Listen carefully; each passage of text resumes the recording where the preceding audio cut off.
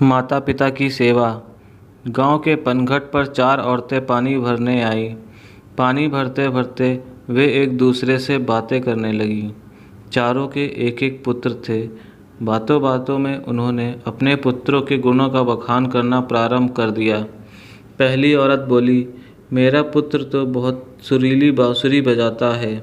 जो भी उसकी बांसुरी सुनता है मंत्रमुग्ध हो जाता है। मैं ऐसा पुत्र पाकर बहुत प्रसन्न हूँ। दूसरी औरत बोली, मेरा पुत्र बहुत बड़ा पहलवान है। इस गांव में ही नहीं बल्कि दूर दूर के गांव में उसकी बहादुरी का डंका बजता है। ऐसा गुणवान पुत्र भगवान सबको दे। तीसरी औरत कहाँ पीछे रहती, वह बोली, मेरा पुत्र कुशाग्र है। उससे अधिक बुद्धिमान इस पूरे गांव में नहीं। लोग अपनी समस्याएं लेकर उसके पास आते हैं। मैं ऐसा पुत्र पाकर धन्य हो गई। चौथी औरत ने सबकी बातें सुनी लेकिन कहा कुछ भी नहीं। इस पर वे औरतें उससे कहने लगी, बहन तुम भी कुछ तो कहो ना। तुम्हारे पुत्र में क्या गुण है? कोई ना कोई गुण तो उसमें अवश्य होगा। वह औरत बोली, क्या कहूँ बहनों, मेरे पुत्र में तुम्हारे पुत्रों की तरह कोई गुण नहीं है।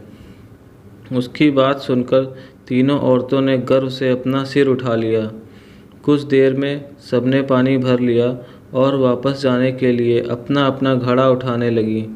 उसी समय पहली औरत का पुत्र हाथ में बांसुरी लिए वहाँ से गुजरा। उसने देखा उसकी माँ पानी से भरा घड़ा नहीं उठा पा रही है, किंतु वह यह अनदेखा कर बांसुरी बजाते हुए वहाँ से चला गया। दूसरी औरत का पहलवान पुत्र कुछ ही दूर पर मुर्दर घुमा रहा था। उसकी माँ कुएं से घड़ा उठाकर जैसे ही उतरी उसका पैर फिसल गया। फिर किसी प्रकार वह संभल गई, किंतु पहलवान पुत्र अपनी माँ को नज़र उठाकर देखने के बाद भी उसके पास नहीं आया और अपनी कसरत में लगा रहा। तीसरी औरत का पुत्र भी वहाँ से किताब पढ़ते हुए निकला। उसकी माँ ने उससे कहा, पुत्र मैं दोनों हाथों से घड़ा पकड़े हुए हूँ, यह रस्सी ज़रा मेरे कंधे पर डाल दे।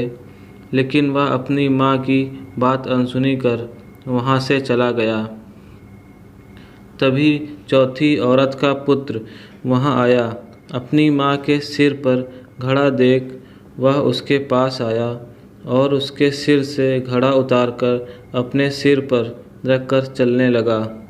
कुएं के पास बैठी एक बुढ़िया यह सब देख सुन रही थी।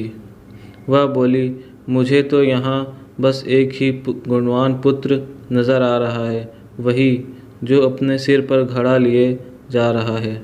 माता पिता की सेवा करने वाले पुत्र से गुणवान पुत्र भला कौन हो सकता है। दोस्तों, हमें इस कहानी से यह सीख मिलती है कि हमारे अंदर कितने भी गुण हों और हम कितने भी सफल व्यक्ति क्यों ना हों, लेकिन अगर हम अपने माता पिता एवं अपने बड़ों का सम्मान नहीं करते हैं एवं उनका कामों में हाथ नहीं बटाते हैं तो हमारे सभी गुण बेकार हैं। दोस्तों, आपको यह कहानी कैसी लगी कमेंट करके ज़रूर बताएं। चैनल को सब्सक्राइब कर लीजिए और वीडियो पसंद आया हो तो उसे लाइक करिए। धन्यवाद।